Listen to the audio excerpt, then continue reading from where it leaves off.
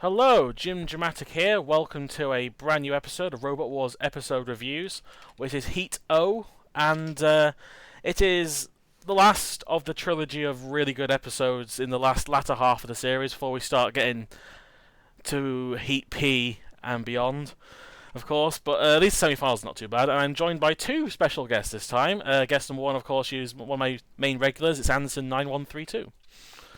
Hello, ladies and gentlemen. And my second guest, I've got he joined me for the BattleBot special, doing Mr. Psycho and Brandon. And you can guess by it, I haven't mentioned one of the names. Process of elimination. It is, I'm going to get it right this time, Otaku Nate. Cheers, love. The cavalry's here.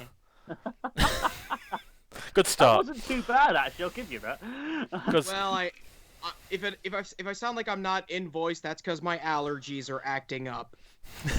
Well, it's different if you start trying to do a northern accent, then it just ends up sounding weird. You just end up like Stupid pollen. But yeah, Heat O it's certainly something. Heat O, to say the least. I mean, am I right in saying, Nate, this is one of the first episodes you saw, or am I thinking of someone else? You're thinking of somebody else because okay. While we did get most of Robot Wars on the syndication channel Tech TV, we only got Extreme 1 through Series 7. I only watched Series 1 through 3 and 4 when they came up onto YouTube because we didn't have access to them here in the States. Oh yes, you missed out on a lot of great terrible gauntlet runs. So, Wasn't Series 4 done as like a really heavily edited version of it, done as like Extreme yes, Warriors or Grand something? Champions. Grand Champions. Yeah, that was it. Grand Champions. That was it. Welcome back to Robot Wars Grand Champion. Yeah, that's God. awful. That wasn't a bad Stefan Frank. Also, it's notable because it was hosted by China. Yes. what? Porn star. Oh, sorry, James isn't a wrestling fan. She was a women's wrestler who was more manly than most of the men at the time on the show roster, and she then went on to become a porn star and then died of a drug addiction. I thought you were talking about I thought you were talking about the country, like it was hosted by No. China. So her real name was, I can't remember, Jenny. So I don't know. I think it was like Janine Loring or something. Hang on. That was it. This is why I don't get two wrestling fans as my guests, because they're just going to start tangenting about wrestling, and we're here to review Heat O, of course. I should bring it back on track slightly. And SummerSlam 2016, guys. What do we think of that? No, I'm joking. I'll shut up now. Anyway, we'll start with, as tradition goes, we start with the Heat winner, and what a Heat winner. What a Heat winner indeed. Of course, it is Firestorm, spelt with two words, not one, for some reason, this series. I currently have the little Firestorm pullback I won on eBay on my desk with me, so it's here. You can hear the little flicky mechanism, little flicky thing. The cheeky flick. Yes, of course. That was more based off the Series 4/5, the Series 5 version, really. But this version of Firestorm has more of a little thin bar on it as opposed to the big flipper it has later in the series. But It also has belts. oh yeah, the little belts that it didn't really do much. And a little rear spike, which also didn't do anything. Which is basically an identical setup to Cassius 2 in many ways. The spike at the back, the massive panel flipper. But unlike Cassius 2, technically a lifter. It was technically a lifter this series because it lifted up slowly. Yeah. Lifted them over. Technically, it was a lifter. Also, Firestorm has the dubious honor of being the first robots we flipped out of the arena. So, yeah. there is As Jonathan Pierce laughed hysterically. It was quite funny, in fact. Although the size of the walls, I'm surprised it didn't happen earlier, with Chaos 2 being in the arena multiple times. But this version of Firestorm, I mean, it comes third overall, so we can't really say it's bad. I mean, it's 3 times in its entire run. It's a 3 times grand champion. So and it's also Grand finalist. Finalist. Sorry, yeah. And champion. and it also never failed to make a semi-finals. And it's also my personal favourite robot. Agreed. Mine too. And mine. You see, it's Firestorm Club. Woo! Firestorm Party. Woo! I mean, obviously, we only just found that out. Yeah, we already knew that. I mean, I knew it was your favorite, Anderson. I didn't know it was James's. Oh, it's mine. Yes, it is mine. Actually, the whole reason they didn't do as well in Series 4 is not because of the judges' being a bit weird of the judge's decision against Dominator 2, it's because of the stupid inverted paint color. That's the whole. That's the whole reason they didn't do. Honestly, they were doomed from the start. How can you win on with that? How can you win on Star with a shit paint scheme like that? I mean, Exactly. I'm glad in series 5 and Extreme 1 they went back to the original mostly yellow color scheme, and that worked so much better from then on in. But I mean, it's weird because it's funny how the original Firestorm has so many other options on it. It has the belts and it has the spikes, when all it really needed was that lifter. It didn't need anything else. But one strange observation I had when I rewatched this heat, I had no idea just how light the original Firestorm was. Oh, it is light. It's only 67 kilos, 68 if you round it.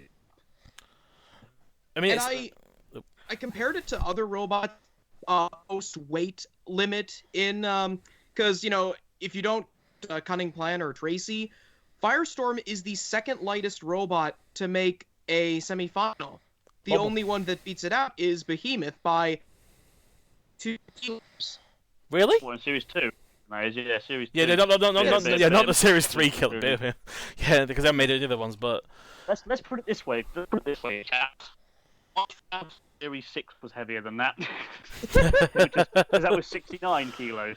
Actually, I mean, it's weird because there's not many robots in Series 3 that get into the very, very early 70s, like even into the 60s. But I mean, I think the heaviest robot to compete was Tuntaron. I think it was it was already overweight when it entered. 84. Yeah, 84. But they said, well, because your paint job's not going to really do much of a difference, and it didn't.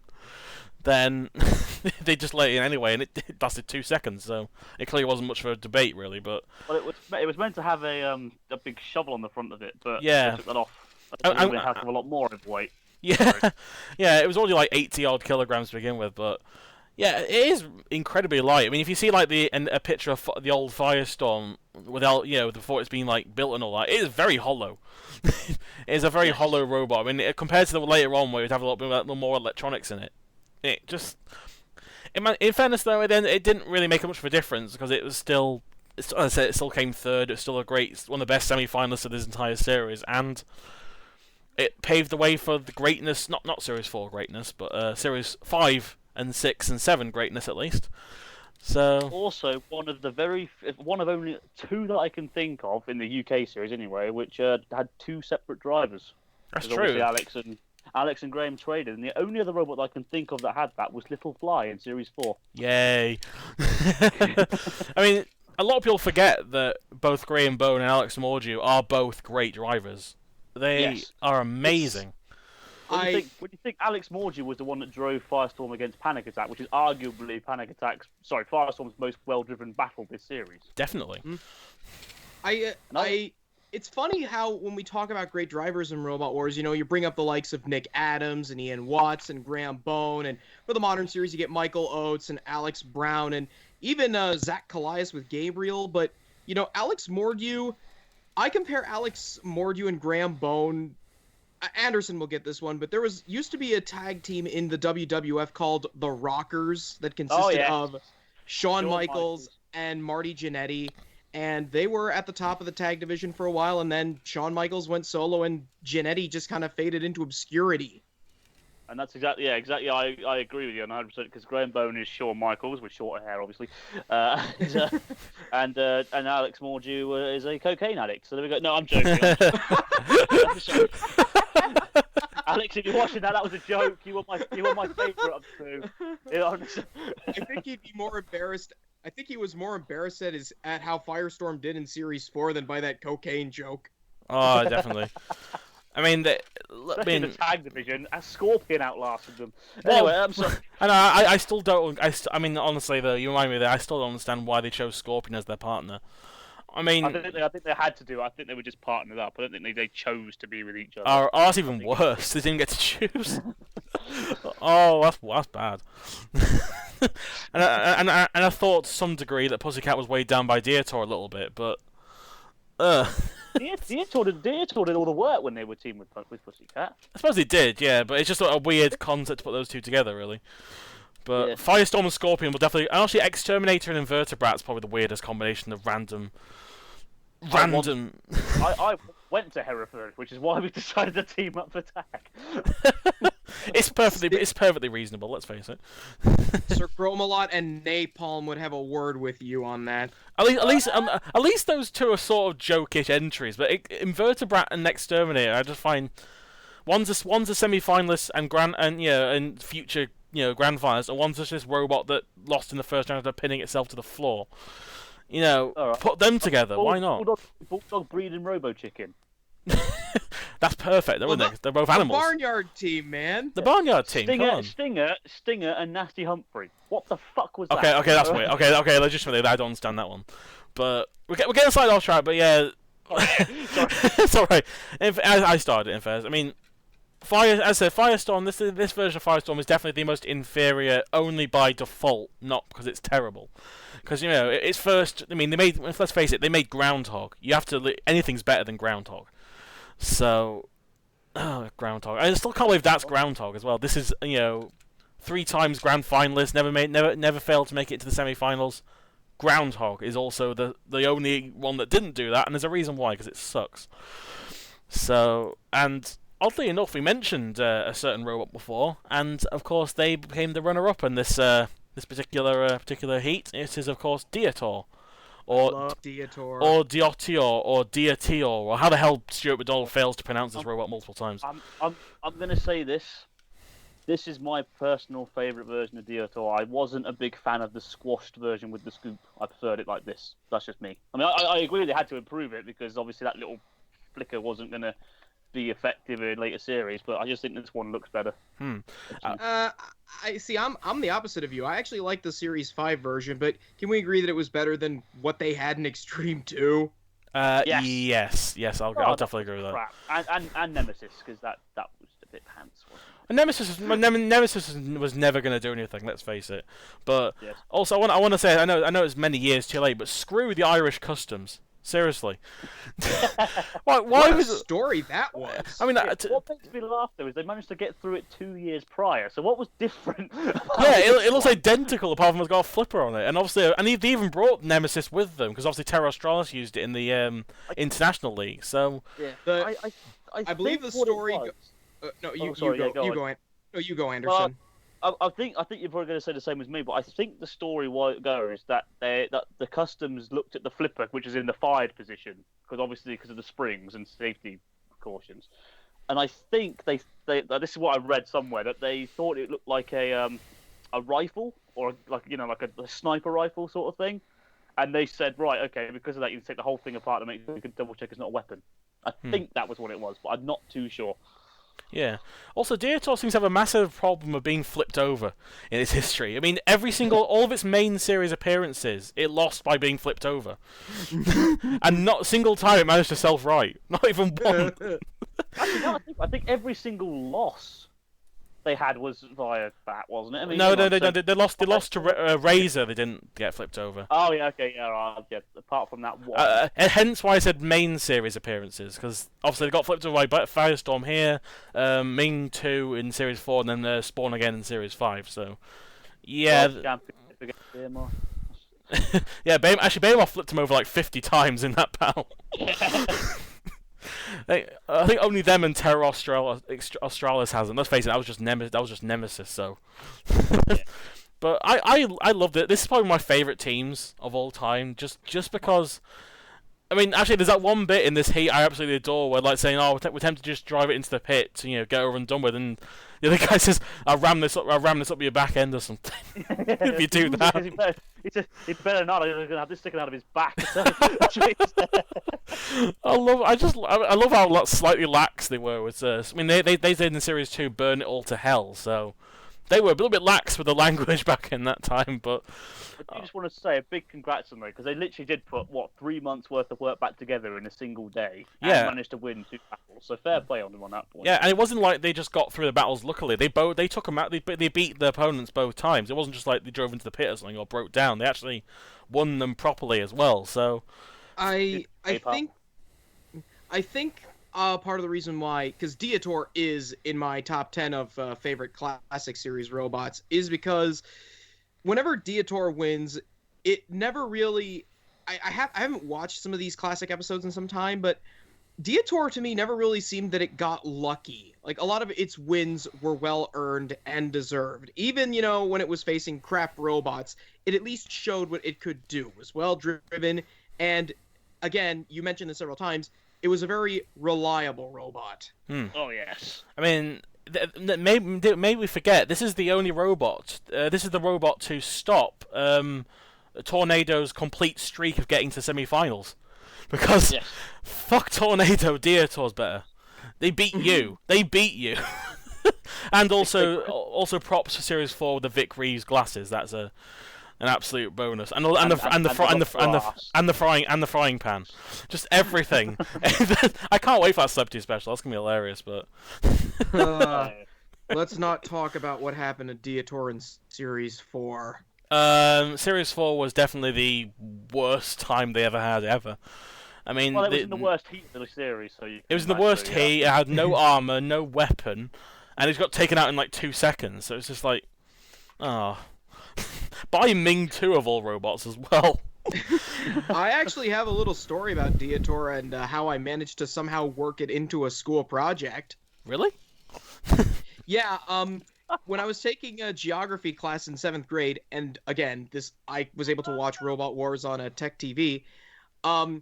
We were assigned different countries in Europe to research, and by the luck of the draw, I got Ireland. And so I had to make like a collage of the various sites and histories and various cultures that you see in Ireland, and I of course put down all the famous castles and the Blarney Stone, the cathedral where St. Patrick built, and then I said, "Hey, Mum, how about we put Dietor on that picture for some reason?" That's the only famous thing to come from Ireland, really. Yeah. Apart from their foul play in rugby games. Anyway, sorry, that's a rant for another day. I mean, they really are the only really good Irish robot. I mean, who else has there been? Topbot, Monad. Eldor. Well, that was Northern Ireland. That's Northern Ireland. Actually, I think until Jellyfish, they were the only robot from Northern Ireland. So that's They were. Yeah, that's kind of odd.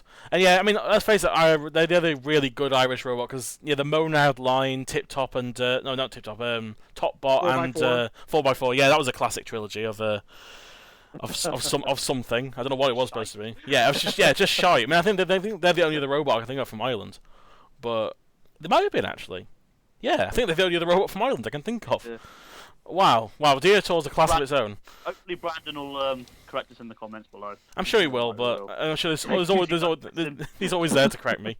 But I think we've rambled By the way, off. Brandon, we love you really, buddy. We love you. By the way, out of curiosity, if you're curious, I got an A on that project that I put Dietor in for no reason. Awesome. Well, let's face it, it was going to be a C, but they saw Dietor and straight to an A. Just honestly, it boosts grade, Dietor. It really does. But indeed, it does. Anyway, I think I hate to say this, but I think we've rambled off enough about Dietor for now. We'll get to its battles obviously later on, but we'll go to the robots that lost in the second round, and I'll start with the one I probably like a lot more purely because it's quite. I mean, I think Alex described it as quite an iconic robot. It's quite an underrated iconic robot, Steel Avenger. I love Steel Avenger too. I love it. It's just. Oh my God! Let's face it. It's the feather duster that gets it for me. Alone. Why do they have that? I always wondered why. Apparently because it's to clean up all the mess they make, even though they've never really destroyed anything in the entire run they were there. I thought it was just to keep the robot spotless, because, you wouldn't want dust getting caked on that chrome you've got all around your robot. It's a very shiny robot. It's up there with like Trident and Cerberus as like the most shiny robots of the series. It also has one of my favorite names. I just love the name Steel Avenger, but it probably has to do with the fact that my mom's from Pittsburgh, which is called the Steel City, and steel is a major motif in Pittsburgh. Their major American football team is the Pittsburgh Steelers, and their flagship theme park, Kennywood, its major coaster is the Steel Phantom. So someday there needs to be a Steel Avenger base name. Yeah, it's got to be. I mean, I like Steel Avenger. I just think it's slightly overrated. Everyone goes on and says how great it is, but its axe missed 90% of its shots. In all fairness, I mean, I don't think it's a good robot, but I just kind of think it's kind of like it was like slightly iconic robots. It's been there for a lot of the series. I mean, it only didn't appear in Series 6. Apart from that, it appeared in every other series past this in the classic series, and it just kind of embodies sort of that kind of like early Robot Wars, where you could pretty much bring just a robot with an axe and a feather duster and probably get to the next round. It's the old saying, it's part of the furniture, sort of thing. It's an embodiment of Robot Wars. Yeah, I mean, you look at it, it's from Robot Wars. There you go. And I mean, based off its battle with Dietor, it's obvious why they brought it with a self-righter later on, because this robot has a mountain of ground clearance. It is a thing. It's quite. I mean, it's 0.43 meters. That's quite a lot. That's almost 4.5 centimeters. Yes, that is a lot of ground clearance. I mean, you can see the gap underneath it on the picture. I mean, it doesn't really change much, does it? Really? I think the biggest problem with Steel Avenger, outside of its ground clearance, is that a good axe bot should have at least something on the front to keep the robot still. The Steel Avenger didn't have like a little spike or a wedge. I forgot that's your thing, isn't it? To sort of hold it in. To sort of hold it in place. It's a bit like Kilohertz in a way, because Kilohertz was the same. Because it was a pointed shape, it found it very hard to make its mark. I found. Yeah, actually, it hit more robots than Steel Avenger did, in all fairness. But I think John Willoughby or whoever was behind the weapons on Steel Avenger must have taken some shot lessons from the stormtroopers from Star Wars. Oh yeah, I love the outfits they bring in later series, because that's just the breastplates. Yeah, they're absolutely brilliant. I love the team, by the way. There's a team that I don't think gets enough love. The Steel Avenger team, or whatever they're called. I think they're just like Team Steel Avengers. Just Team Steel Avengers, all they're called. But yeah, they are really fun. And while the robot never really, I mean, they did have a different version of it for Series 7, but they didn't actually end up making it in time, so they had to modify their older one for it. I mean, it actually looked a lot better. It was a lot more kind of like Wedge-like, as opposed to like a thin robot. But it never really got that going, unfortunately. But it never really changed much. And it was one of those robots I think outdated by Series 4 almost. But they got to a heat final in Series 4, so that's something. And went out in spectacular fashion. Oh, in Series 7, they got launched out the arena by Storm 2. So by Ickle Toaster, as it was known in Techno games. Oh, it was. I think it would have been. I think it would have been funny if it entered Robot Wars as Ickle Toaster. we need more robots based off household appliances. I mean, we already have robots with like half the electronics taken out of it. So should we just make it go full hog and make like a kind of a washing machine robot for Series 10 or something like that? There was also make a sink robot. Sink and then like the tap is a crusher, and it could be called the kitchen sink. You're right, Nate. There was Savage Toaster, wasn't there? Yes, the Savage Toaster that never qualified. I wish it had. It was in Techno games, I think, but it was in the football, and it got the bronze medal with AAT, aka Arnold A. Terminator, and it was made by the same team who made Onslaught, if I remember correctly. I believe it was. What weird fact to know. I didn't know it was the Onslaught guys, actually. I'm an encyclopedia of Robot Wars. I apologise. People think all I do is make jokes and tit around, but I actually know a lot of stuff. Oh, but you do that as well, but you also know stuff. Oh, yeah, obviously, yeah. But so that was Steel Avenger, and of course the other robot, the second victim of the Firestorm was Facet, the old GBH team. Now just decided to go full out and make this massive wedge flipper that has an onboard camera on it that wasn't really that great. In all honesty, Facet. I mean, it looks the part. It looks like a really powerful flipper, and then when it actually flips, half the time it does flip robots over, but it never really feels like it's got a lot of power behind that lift. It always feels like the robot launches itself after it misses an attack. Like, it couldn't flip over Sergeant Bash. It kind of sort of got underneath him, and as soon as he let go, it just almost flipped his entire robot over. I don't know. I kind of always forget that Facet was a robot in this series sometimes, which is weird, because it's like, apparently it can go 40-odd miles an hour, which they never proved. They never proved that. I actually really like Facet. Mainly, I like it for its looks, and I think just because it's one of the few I mean, it's like when you think of really powerful flippers, you obviously think of Gravity, Wheelie, Big Cheese, and all that. But when you think like back in Series 3, there wasn't that many. It was still mostly lifters, like the Big Cheese, Firestorm, Panic Attack. The only two real proper powerful rear hinge flippers there were Chaos 2 and Facet.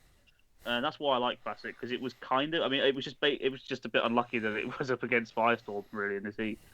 I mean, I'm not the biggest fan of Facet, but it's a lot better than something like GBH, which is a bit too slow. It had a good flip on it, but not really I mean, also they made GBH 2 later on in Series 6, and they got very unlucky in Series 6 not to get past the first round, but... If Facet was in another heat, like, if they actually had proper seeds, do you think they could have won whatever heat they were in? Like, they definitely would have won next heat. I know that much, because... Yeah. Oh, yeah. Anything. I think personally they probably would have. There's a chance they could have won Heat A, depending on how well they would have go against Mace. Heat B, I think they would have had a chance in. Heat C depends if they met Razor or not. Heat D, maybe. Yeah, I give them Heat D. Not Heat A, not Heat E though. They would never beat Chaos 2. Oh no, they would never do that. No. Heat F. Yeah, I give them Heat F. G, maybe. Actually, they could have a good chance against Stegosaurus, maybe. I don't think they could beat Stegosaurus, considering its low front. Definitely. They couldn't beat Hit the Disc though. I know that. I think they could. I don't think they could. I don't think they could. I mean, they probably get around the back of it and just the armor's not that strong on Facet, so. I think that was its fatal flaw, because it looks like that I could crush that thing, and I'm really not the strongest man out there. It doesn't. Yeah, it looks like a very kind of flimsy build almost. Like it looks really good, but I mean when you see it get flipped over later on, the kind of mechanics of it, it looks like it's like the flipper's really powerful, but the actual, like the way the robot's built, it doesn't look. It just looks like a bigger GBH almost, like the massive frame on it and stuff, and it looks a bit weird without its shell on. Like I can say, I'm looking at a picture of it without its shell on, and I would not know that's Facet just looking at it, because it looks completely different. But I don't know. I mean, if you like me, you like it, Anderson. Fair enough, but I don't really like Facet. I mean, I don't hate it. I just kind of forget Facet exists, to be honest with you. But because it didn't really do that much. It flipped one robot over, then flipped over Firestorm, and then got flipped over itself. So. Well, it's one of only 3 robots to flip Firestorm over. There's another useless fact for you. Along with Dan, Tom, Kieran, Bigger Brother. And also one of 3 to have an onboard camera system, along with Kilohertz and Interstellar MML. So there you go. Hey, Worm had one too. Oh, well, the wiki is... How did you forget that, James? No, I'm looking at the wiki. The wiki doesn't say that, so I forgot. So, there you go. After that, edit. Your destiny awaits, Anderson. But I think we'll move on to the losers of the first round, of course. And I'm just going to start with Crash and Nasher, because... Robot of the series. Hands down, this is the best robot ever to compete in Robot Wars, but... I had no idea. If it wasn't for Firestorm getting lucky, it would have won the entire... Facet, no, it would have beaten Facet in one go. Like, Chaos 2, more like Chaos Who. Yeah, exactly. Yeah. In all seriousness, though, Crash's Nasher is probably... Like, honestly, I kind of like the way it looks. Like, it's actually... They put so much effort into the aesthetic, but nothing into the actual robot. I had no idea that it had a sledgehammer. Yeah, it's hammer-tailed, not a hammer-head. And... which, I mean, the missed opportunity right there for them.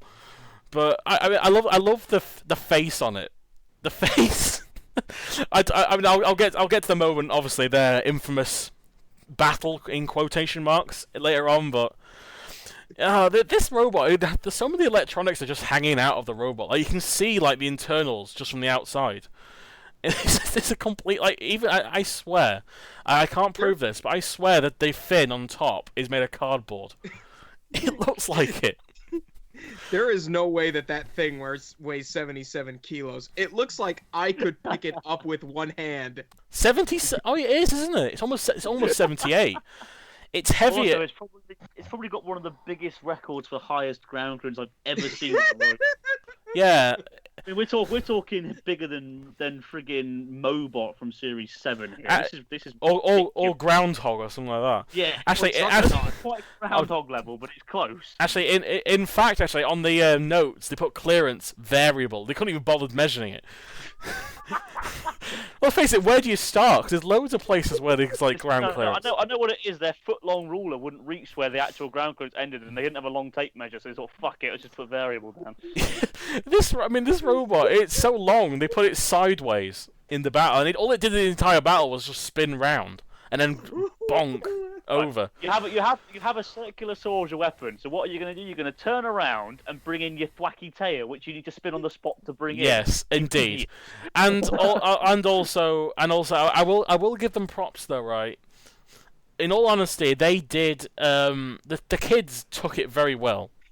They took actually they have in to me they got a very similar thing. They got in common with Crocodilotron. They're both barnyard animals.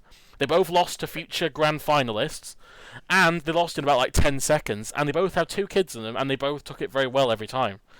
Like, and they lost by being flipped. Yeah, exactly. Unlike some like the kid from Hippopotamus or the Alien or what was Joe Watts Ellie? That was it. Yeah, really. Yeah, it's like I don't mind kids being on the TV, but if they take it really badly and just start crying, it starts kind of feeling a bit ugh. You know what I mean? It's hard to. From a little fly, mate. Yeah, but like I like it when kids can take losses very well, and to their credit, they lost pretty badly. Like one of the worst you could lose.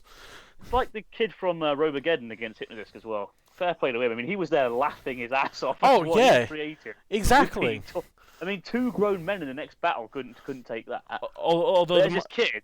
Although my favourite kid from any team was probably the kid from Millennium Bug for how embarrassed he felt the entire time. He was the best.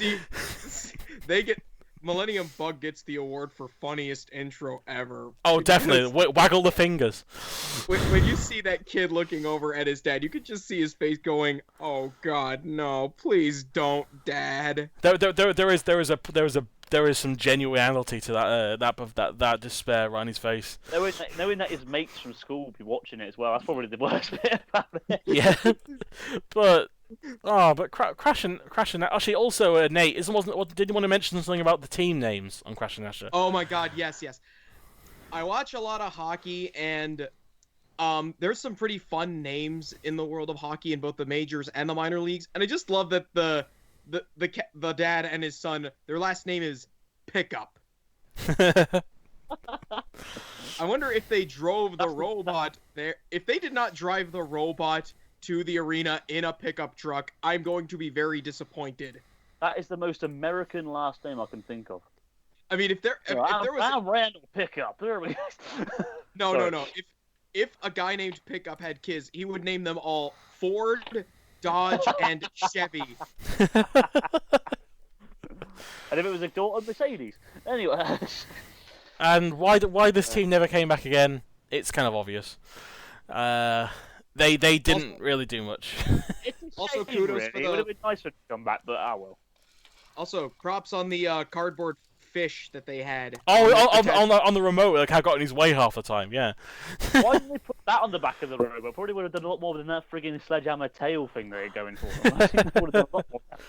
Also, I want to point out a slight moment because when I was watching Mr. Psycho's live review of this heat, like he was very unobservant in the fact that he thought the saw had cut through the jaw when it was already through the jaw to begin with. Like you can see, it quite clearly is going through the jaw, right? Because they couldn't fit it through. It looks like such a botched job though that the saw is just kind of sticking out the top. It's just this robot is a mess, and I love it. I love. It's like there was something like Pièce de Resistance or Death Warmed Up or something like that, or Purple Predator or Atlas. One of those robots they just didn't think through this robot, but I'm so glad they didn't, because they created such an amazing looking, and it looks great in both. It's not like Alien, the robot appeared in the football competition series, where literally it's just a green box with a wedge and some little spiky things on the back. It actually looked kind of fun. It wasn't so bad that it was boring when it lost. It actually, had Yeah. a good reason to lose. He got slammed and blown up, basically. Yes. So I think we've made fun. I mean, I'll be making fun of it a lot more later on, obviously, but that because this is not the last you'll see a Crash and Asher when we talk about this heat, obviously. But we'll get to another one. I think we'll go one. I think probably the most unlucky of the first round losers was Shumi 2. They almost took out Steel Avenger, almost pushed him into the pit, but then Steel Avenger just managed to get away at the last moment, and then they unfortunately went too near the pit, and They made a mistake. They named it after a race driver that's actually won a lot of races at the time, thinking that would bring them luck too. To its credit, though, it's so much better than the Series 2 version, because the Series 2 version was basically it was 30 miles an hour, and its entire strategy was go forward and hope it goes in the right direction. Especially, it's like a pullback toy. You pulled it back, you started, and it just went forwards and off the ramp. One of the mini bots. Yeah, exactly. That is what it is. That's exactly what the original. They toned down the speed this time. They put a weapon on it. Shock. It really does look like an RC car. It does, and it seemed to have no traction. I swear, because like the amount of times it was like his wheels just slide. They lost because Steel Avenger sunk its axe into it, and then it just turned, and then boom. It got close to the pit, and Steel Avenger got a lucky push straight into them, and happened to get right next to them at that very moment. Because they were winning. They almost flipped him over twice by ramming underneath them. Like the look of Shumi 2 though, it looks great. I mean, it actually looks like an F1 car this time. To their credit. Although my only problem with the design is what's with those creepy eyes. Seriously, I don't have creepy eyes, mate. No, Dietor's eyes aren't creepy. They're just angry. He's put his angry eyes on. This is just these horrible, realistic, alien-looking eyes, and it's just like, ugh. It's bad that it took me until the age of about 14 to realise that they were meant to be angry eyes, because I didn't notice the eyebrows. Really? On Dietor. Really? I didn't notice them until I was like 14 years old. I was like, oh, it's got angry eyes on it. Oh, that makes it. They used to look cute, and now it looks creepy. No, but it's actually quite a shame this team didn't come back again, because they could have really done well coming back. It wasn't like it's not like they didn't they tried and didn't get in. Yeah, I mean they appeared on the live shows, I believe, a few times. Yeah, John Findlay has Shumi 2. Oh, does he? Yes, okay. He bought it. Yeah, he bought it, didn't he? Yeah. Oh, okay. He has a scoop on it now. What I like though about Shumi is that they had a bit of an interesting weapon on it, because they had their lifting forks with a spike, and it wasn't like some robots like, let's say, Maximus from Extreme 2, where it has two weapons that don't go well together. I mean, the lifting forks would lift them in the air and hold them, and then the spike would come into place. So it was a really effective, ideal design. Yeah, I like it when Roboteers put two weapons together that work. Another one I quite like was just the way I think was it Splinter had the axe in Series 5. I think they had it in Series 5. Yeah. I like the idea of the clampers and an axe combination. It's a good idea. Unfortunately, it just was not powerful enough. But it's just I like the idea of the lifters with the spike sticking out of it. Because you can have you can lift something up and then maybe get a bottom panel or something like that. It's got room to improve, but just never saw these guys again. Unfortunately, it's just. I mean, they probably are the most unlucky robot in this heat, honestly. But apart from Dietor with their unfortunate customs issue, but yeah, there's not much to say about Shumi 2 apart from it just looks like a really cool racing car with weird alien eyes in the front of it. Yeah. But so we'll go to the next one, which is probably my favorite designed one of my favorite designed robots of this heat is Sting 2. I love the kind of scrap alien kind of predator type Sting design it has. It looks pornographic. Pornographic. Yeah, it looks like the original Sting 2, but it's wearing like a little lacy number. You know what I mean? No? Is that just me who sees that? I do love the little the camp tail though. The camp tail is to die for. Hey, that tail moved surprisingly fluidly. It did, but I love how kind of like in the original series it sort of barely moved, and in this one it's like it's really limp. It's really fun. It's so funny to me. I don't know why. It just it's fair play though. It removed Dietor's smile pretty well. Oh yeah. What? Oh. Dietor looked like he had Bell's palsy for a while here, didn't it? I mean, his mouth it did. I mean, Sting 2, honestly, if it had more speed, it could have been quite good. But it's just this kind of slow-moving decently designed robot. Like compared to the original Sting, I kind of like that. Again, I love the design of Sting too, like aesthetically. It has like it does like look like something from the Alien movies or something like that. But it just S3 is better. You can say about every version of Sting, to be honest with you, but in this particular, it didn't break down at least randomly in the football and let the wizard hat through. But God. Well, what did you think of it, Nate? Well, if you were a young kid and you saw Sting, you'd think that it looked cool and you'd be bummed that it would have gone out in the first round. But would you believe that this team would eventually enter that hammerhead shark of a machine called S3 in Series 5? Definitely not. Nope. Because it is just so radically different from Sting 1 and Sting 2. I mean, Sting 2, from a design perspective, I'm with you, Anderson. It looks like something that H.R. Geiger would build.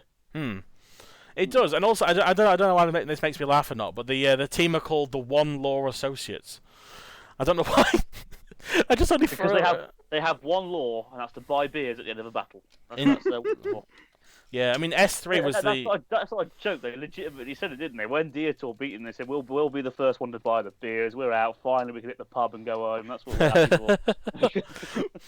I love it. It's not as bad as the International Wrecking Crew. That's my favourite team name. Sorry, go ahead. Actually, Facet's team had a really fun name for this one. We completely missed that one.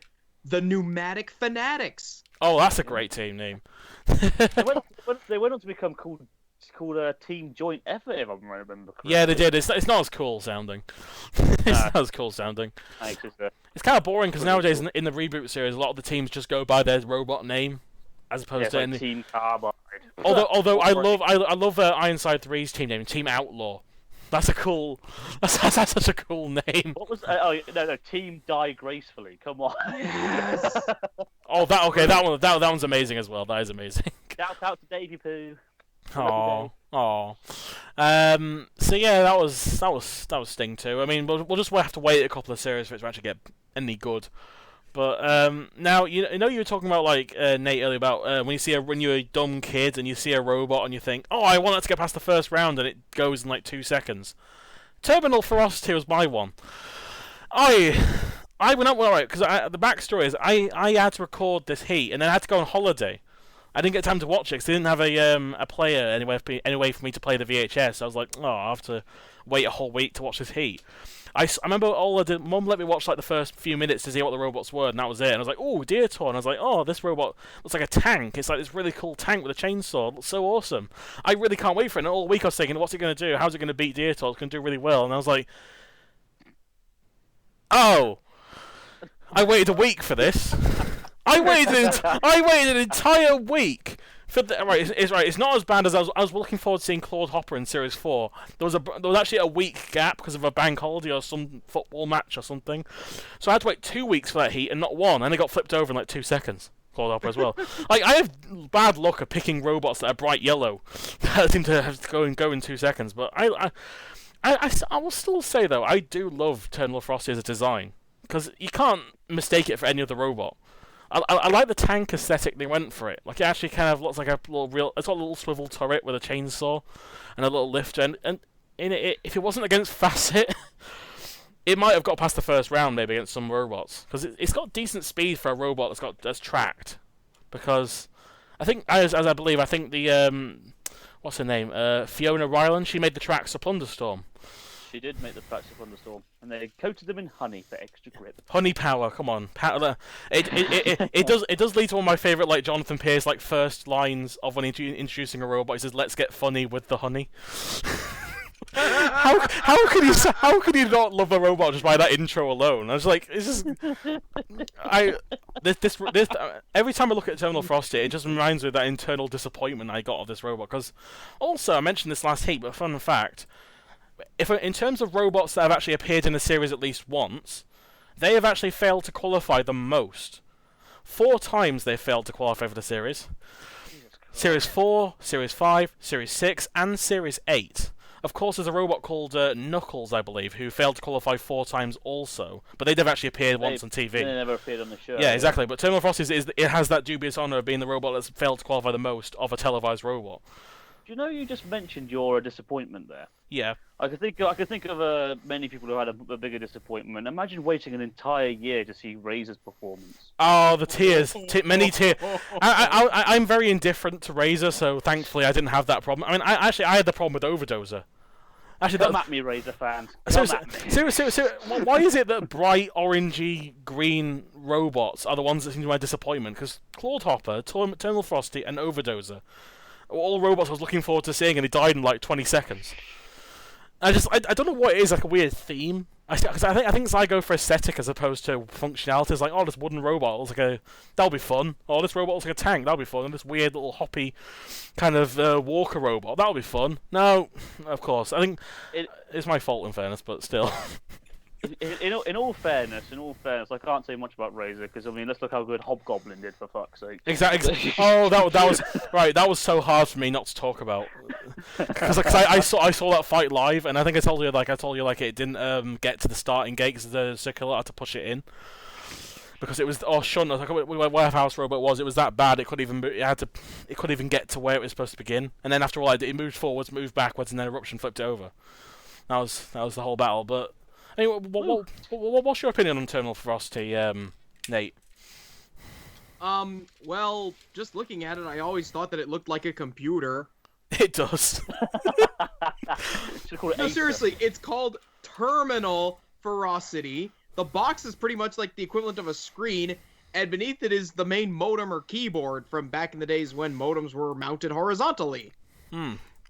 Yes. I do love its design though. It's certainly unique.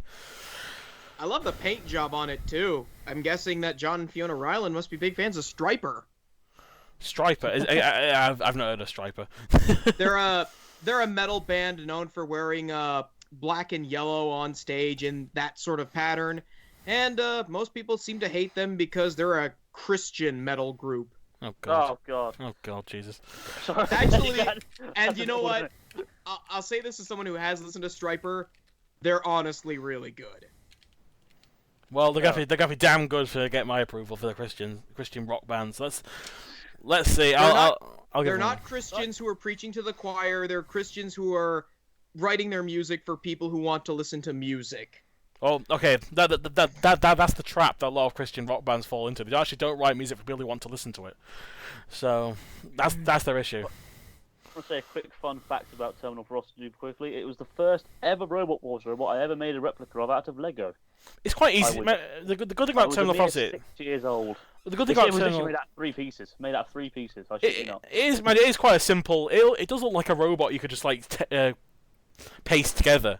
Like it does like a robot. It does look very simple to make, but I mean, obviously they thought a chainsaw. I mean, the chainsaw is probably useless, but I just love the fact they put it on there, just a bit like a Coyote did in Series 9, because why not? Why not? But yeah, so we'll get to the battles then. I think we've spent a lot of time talking about the Deer Tour alone. I think, but, nearly 50 minutes into this we are at the moment. This is what you get. This is what happens when you have 3 guests. 2 guests and no professionalism. In true, I mean, just look at the Simon Harrison one. We had a professional on that and lasted 2 hours. So, anyway, we'll get to the battles, and of course, the first one is Shubi 2 versus the Steel Avenger. Very unlucky this Shubi 2 because they almost pushed him in the pit. They almost flipped over Steel Avenger once. Got a few good pushes on them, and then they did the fatal error of driving towards the pit. And Steel Avenger just gave them a little boop, and they fell in. Steel Avenger's axe also made a few big holes in the floor. This is the plywood series where pretty much anything can make damage. Henry destroyed the arena floor when we had as well. So, I mean, actually, Hammerhead managed to stick its axe in so far, it actually immobilized itself, so... You know, that's a good robot right there, ladies and gentlemen. Yeah, I like this battle. I think it's really good because I mean, like I agree. I think Shumi 2 were winning, but there were a couple of near misses for Steely. It was by no means completely one-sided. Yeah. it was two very interesting designs going at it tooth and nail. It's one of those battles where you don't like. It's hard to explain, but it's like you forget that it exists, but when you watch it, it's still good. If that makes any sense. I know what you mean. I had the same problem actually when I was looking back on the series for the, after a while. I had the same thing about All Talk and Thing 2, and that turned out to be my favourite battle of the whole series. So there's some things you just kind of forget about, but it was quite straightforward for the most part. I mean, a lot of it was kind of some decent pushing and shoving, Shumi 2 mostly dominating, and then, of course, you go too near the pit, and as many robots have found out, including the absolute genius that is John Reed, you go too close to the pit, you go in it. That is the rule. But what I think is quite ironic about John Reed is that his older brother's actually a British racing driver as well. That's his driving skill right there. Imagine that Christmas. Next Christmas, Yeah. like, oh, what do you do? Oh, I've been racing. I got like won the cup or whatever. I don't know. It's like, oh, okay, well, what have you done, John? I drove my robot into the pit. All right, and I got beaten up by the world champion. Okay, cool. Anything else? What's for pudding? Grand champion. Technically. Yes, of course. And then the next battle was again. Do you call this a battle? Because it lasts about 2 seconds. Terminal Ferocity versus Facet. It wasn't really much. Facet just moved forward and then actually really did a hell of a flip on Terminal Ferocity. He just thump right onto its side. Ooh. I will agree with you though that its flipper doesn't look as powerful with the way it opens. Like it just sort of flaps up like that. But for its time though, this was impressive. It was. I mean, actually, one thing I quite Matilda over almost, with no problem whatsoever. Yeah, it flipped Matilda onto its side, although it didn't really count because I think it was Shunt who got her back on her wheels. I think so. Yeah. I mean, one thing I do like about when Terminal Ferocity tried to self-right, the little tiny lifter, like somehow that was going to self-right them. It's just like it's barely lifting into the air like 2 feet, and they're like, well. And also on the second flip, they actually broke the chainsaw because the little exhaust thing just fell off it, so it just goes flying. And then of course we have It's like when Onslaught tried to self-right in Heat Eye. Yeah, exactly. It's like an inch off the floor. That's going to really throw you back onto your wheel there, lad. And I mean, possibly the best moment of this battle was when Facet got completely destroyed by Sergeant Bash. The only time Sergeant Bash has really done any proper damage in this entire series, perhaps, and that was crumpling the front of Facet. It was like it bent so easily, that armor on it. It was big against Henry. It did a bit against Henry, yeah, but this was like a full-on. The entire front of that scoop was completely bent up on one side, and I'm surprised they managed to get it working. Like at least bent it back into shape for the next battle because it looked pretty bad. Although that kind of proves the theory that maybe any of us could have broken the armor because it just went so easily. It didn't really. I wonder if it was deliberately thin just so that it would make for an easier repair job, like what Ripper had. Although Ripper's deliberately thin armor made more sense because it had a lot of empty space inside of it. Maybe. I mean, it's not a light robot. I mean, it's almost 80 kilograms, so it's not lightweight, I guess. So I don't know. Maybe I don't know. But it's like Behemoth. They had their armor on as bolts, didn't they? They had instead of welding on, they bolted it on. Yeah. So that meant that it was easier to take off, and it was also if part of it got damaged, it was easily repairable. So yeah, that's true. Didn't Eruption use a similar thing with their armor? Yeah, because I remember. I think it was PP3D or Carbide. One of those teams was saying that they got hit. I think it was Carbide in the Grand Final saying they got hit it a certain way and they might be able to like bend the armor or something, so they won't be able to fix it as easily, or something like that. But yeah, and so let's face it, Facet pretty much won that one flat out. And then I'm gonna leave that one till last because that's the best one. We'll move to Deator versus Sting 2 beforehand, but well, Deator actually started working. It worked after all the customs rubbish and all that rubbish, and they actually won the fight properly as well. It wasn't like a very interesting match for the most part until that final shove on Sting 2, which was really impressive. They managed to kind of like grab the tail with the little lifter, managed to completely push Sting into the pit, like halfway across the arena. That's one thing I have to say about Deator as well. Is it had a heck of a lot of pushing power. And yeah, as I thought, it pushed Tornado into the Very pit. well. It managed to get Tornado and Stinger, and also when its flipper could actually get some clearance, it was a decent wedge as well, for what it's worth, especially in the next battle it was in. But I mean, also this battle was mostly kind of just two slow robots going around each other for a while, a bit like Dietor's match against Topposaurus Rex in the World Championship, almost identical, except they didn't do any flips on them. But it was relatively straightforward. I just wanted to get out of the way because it'd be weird, a weird anticlimax after the third battle. So I thought I'll go on next, and then yes, we'll finally get into it. Can I introduce this one? Go ahead. We were talking about this one well before recording because you love this battle. So James, I don't really think any of us can say anything that you won't say or you won't already say, but talk about all right, proper introduction time. Tell us about your favorite battle in this entire series, or your favorite moment. Yeah. Firestorm versus Crashanasha. Yes, I have to make that a clear point. My favourite battle of all time is All Talk versus Thing 2. My favourite moment... Series. No, of this series. My favourite moment of this series, however, is the moment when Crashanasha goes arse over tit when Firestorm rams into it. Right, I mean, let's face it, it would be inevitably Crashanasha was going to get flipped over regardless. It's got such a high ground clearance, it's against a massive wedge, it's got a decent lifter, it's faster, more maneuverable, no chance. However, the way it went out is the most spectacular way ever, because simply put, Firestorm just had to run into it, slammed it into the wall, and then it just had this weird derpy look on its face. like even the robot was shocked that it could go out that fast. Like the hashtag derpshark. It just went whoa, fell over. It turned its tail towards Firestorm like that was going to do some damage. Something fell off it as it fell over. I don't know what it was. Like it was I think it was some ballast on it to keep it, ironically, keep it bottom heavy, and it was nowhere near bottom heavy because it flipped over. I have the battle up now. I'm watching it. I think it was bits of its tail that fell off. I think it might have been. 'Cause I know the sledgehammer remained on for a little bit, but some of the block fell off, and then the saw starts spewing smoke out of something, and it just. I was gonna say that made it a little bit better because it looked like it exploded as it happened. It did. And to make matters worse, Dead Metal comes in, starts cutting it up, and cuts the wheel clean off. Very similar to how Sergeant Bash in the very first heat against Killatron.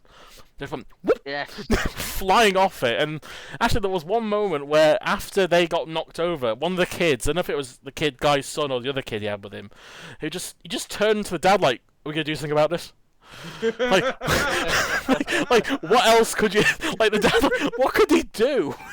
And actually, I know exactly who to blame about this though. I blame that bloody fish he had on the controller. He couldn't see where he was going the entire time. And no, what it was the fish. The string actually stopped the reception from getting to it. They wanted to drive forwards, but it made them just spin around on the spot. That's what happened. Yeah, this moment alone is it's just. How it's one of those really quick moments in the series where it's up there with Dan Tompkins getting flipped out of the arena by Gravity, or Henry 2 getting taken out in one blow by Dominator 2. It's one of these moments that just happens in a few seconds. But I think this is my favourite purely because of how mad it is. It didn't just get flipped over or something, or get pushed out, flown out the arena or something, or taken out with an axe blow. It goes out in a pile of smoke, flies over, flips over, the whole robot, something falls off it. Firestorm just turns back and just spins around like, oh, we've won it, I guess. And also, I love at the end, Philippa was like, I know she's joking, but Philippa was like, oh, how can you do that to those kids? Like, oh yeah, because Firestorm knew that was going to happen. They planned on that. It's just like they did literally do Robot Wars 101, drive forwards. There we go. That's what they had to do. It almost reminds me of. It reminds me of one time. Do either of you play Robot Arena 2? I have not played it in a while. But you know the robot Deadbeat? It's two massive wheels and a massive hammer. There was a moment, I was in the arena that had loads of flippers on it, and this reminds me of it a bit in a way. I had my robot, it was the first battle, I was like, okay, ready to start. It goes onto one flipper, flips over, hits the other flipper, flies onto the top part of the arena, and lands straight on the upside down, so it can't self-right. And I hadn't even moved. I was starting up my spinner, and I was just like, "Oh, I've won." And I was just like, it reminds me of that. I actually saw someone online do exactly the same thing against the same robot. I was like, this is weird. That happened to me as well, and it's the same thing. It's just like, how do you predict the this? All-Star special in Series 7, like none of the robots attacked each other. They just attacked the house robots, and then both Firestorm and Bigger Brother drove down the pit. And apparently, like in Cat 3, just sat there like, oh, we've won. Oh, okay then. Yeah, I mean, what else can you really say about this quote-unquote fight? It was like over in 2 seconds. Like just this madness of flurry of teeth and gas, just flying. I think it's the epitome of short but sweet. Oh, indeed. I mean, I'm definitely putting that clip in somewhere in this part, but oh my god! I mean, it's the funniest KO ever. I mean, this was one of the fastest battles for a while for a reason, because actually, I think it's one of the fastest KOs of all time as well. Not the fastest, obviously. The fastest is obviously Dominator 2, but still. What can you say about it? Seriously, have you got anything to add, or? Crash and Asher just fell over like, oh, you got me. It's like watching one of those overly cartoonish video game animations when it's like someone like Super Mario dies. Yeah. Like he just wobbles for a few minutes and then he just falls over. No. It's just literally like all you have to do is just over that, just play do do do do do. And it would be brilliant. There you go. That is like the perfect bit of music you can play over this match, if you can call it. Actually, yeah. I think if I had good enough editing skills, I'd probably put like this. You know, like in Mario Kart when you get the star that makes you invincible. Have that. Put that on Firestorm as it's going forwards. Flies over. That's exactly. It was almost like it did that. Just put a blue shell over Firestorm and just try small. Oh my god! Anyway. But this fight, I'm sorry, it's worth it. It's worth every single 5 seconds that it's on.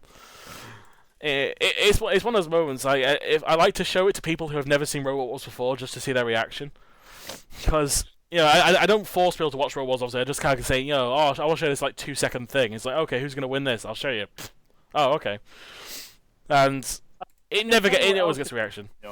A little bit as well is Dominator 2 versus the Executioner in Extreme 1. Yeah. Dominator 2 doesn't do a single thing. Executioner just opens the pit and drives straight in. Sometimes your enemies are your best friends. I swear. But yeah, Crash Nash versus Firestorm is probably as I said, my favourite moment of the series. Not the best battle, obviously, but my favourite moment of Series 3. For that particular reason, and to go from that and then to go to the special event with Razor, when what the heck were they wearing? They were being their own style. Their mothers must be so proud of them when they see their picture of their own life. Vinny Blood reminds me of Gold Dust in this. I don't know why. But well, I mean, that's a wrestling reference again. Sorry, James. I mean, wasn't Vinny Blood dressed as a woman? I think yeah. He's just the woman. You got Simon Scott, this weird. I don't know what he was. He was like the most normal one, and Ian Lewis is It looks like he's wearing a Virtual Boy with a condom on his head. Yeah, and then Ian Lewis just like this weird built-up sort of thin afro type thing, and just I absolutely I love the fact they just didn't give a shit about it, and they still won. That's what annoys me. Actually, I think they won. In fairness, I like to think they got a bit easy because the Circle Lot did not attack them once in that run, and also the House Robots were fairly lax about it. I mean, Dead Metal gave away his 75-point target pretty easily. I'm not gonna lie. I mean, Matilda made a chance for it, but I don't think Dead Metal was trying as much, and it felt a little bit too easy for them. Granted, Dead Metal was hungover from the night before. Probably. He must have been, but. They still got the highest points of the series, so I can't really fault them for it. But It's like that reminds me. Wasn't there like I think it was a heat earlier on in this series. I think Razor was doing it, actually, like like bumping into Matilda a bit at the end of like this battle against Backstabber, I think. I think so. And Jonathan Pierce just put in some brilliant commentary. She's like, "Oh, she can't bother. No, I was out on the tiles last night with Dead Metal." Oh. This is probably after that. I mean, it's not the first time. In the first episode of series 9, I believe, he made a Tinder joke about Matilda. Like, don't remember that? It's like because I can't remember. Is it left or right? You swipe for saying yes. Swipe right, and I don't even use Tinder. Okay, because I'm not that kind of guy. No, I don't need them saying. Like, he says if you swipe left, she'll like kill you or something like that. It was in that episode. I was like, wow. No, if I was what I would have said is when she knocked Nuts out the arena. Oh yeah. I would have said you to find a real end like that on Tinder. There you go. That's what I would have said. Actually, there was a comment earlier. Actually, I think we failed to mention in the Facet versus Terminal Ferocity fight. Well, one of the guys, I forget what his name is. One of the guys from Facet was saying, why you flip Matilda over? He says, well, she had her backside was just parked there, and I thought I'd have a go. And you have Philippa Forrester almost trying not to laugh when she's about to start to. It's one of the funniest moments. It's like, yeah. What do you say to that after you said park your rear end and I'll give it a go? It's just, I don't know, but word choice there, man. Word choice. Word choice indeed. It's like whenever Jonathan Pierce mentions a robot driving up behind the robot saying, "Oh look, they're coming in from the rear." Oh god, now I'm a grown up, I can't watch it. No, abort. There's nothing dirty about that. Nah, it's only when you think too hard about saying bringing up the rear, coming in from behind. We've just evolved into innuendos at this point. But Razor won. and in all honesty, they did pretty good in all fairness. If as after how shitty they did in the series, I think they give them a break. So yeah, they needed the trophy, This is one series before Ian Lewis does a funny.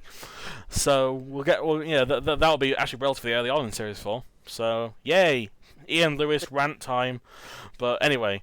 We'll move on to the second round then, of course. And first we have Dietor versus the Steel Avenger.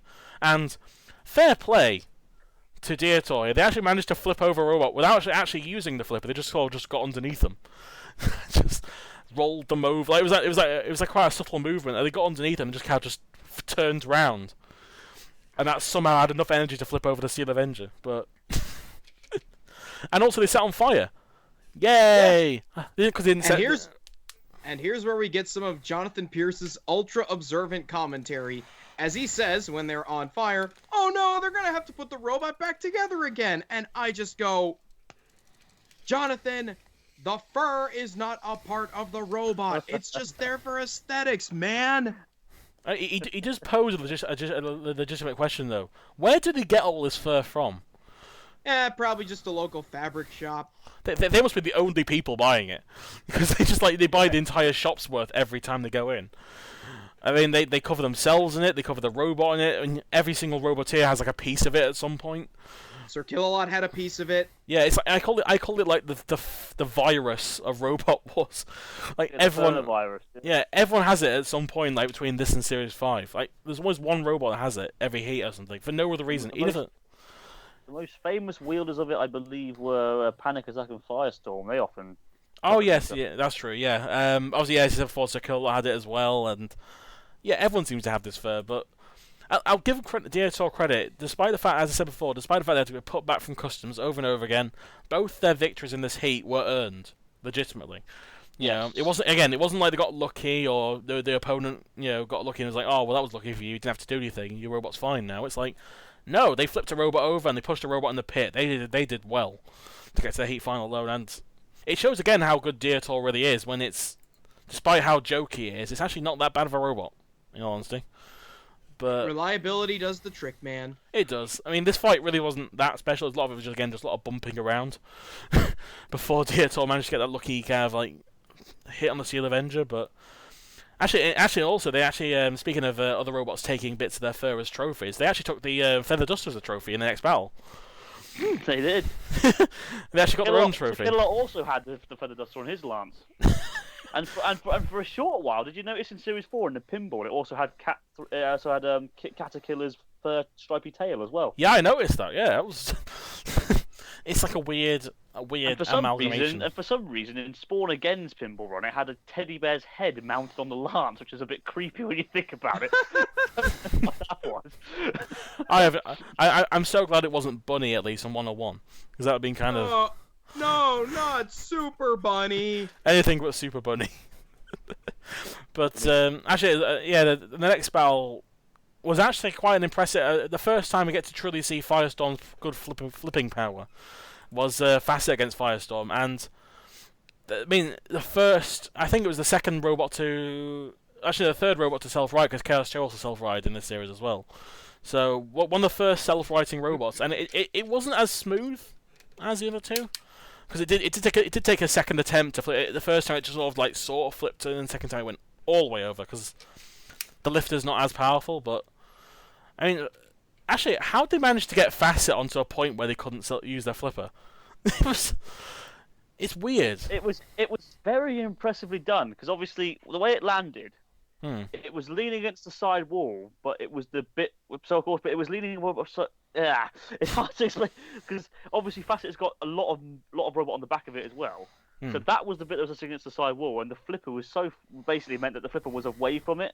Yeah. So the flipper would just fire up, but hit the side wall barely, and it wouldn't be enough to really push it over. It was very well done, very tactical. I must say that's why I like Firestorm so much as my robot, because with Firestorm's flipper, it's not about, sending robots flying or getting them out of the arena, although, as we'll see in future series, Firestorm does send a few robots out of the arena. Mm-hmm.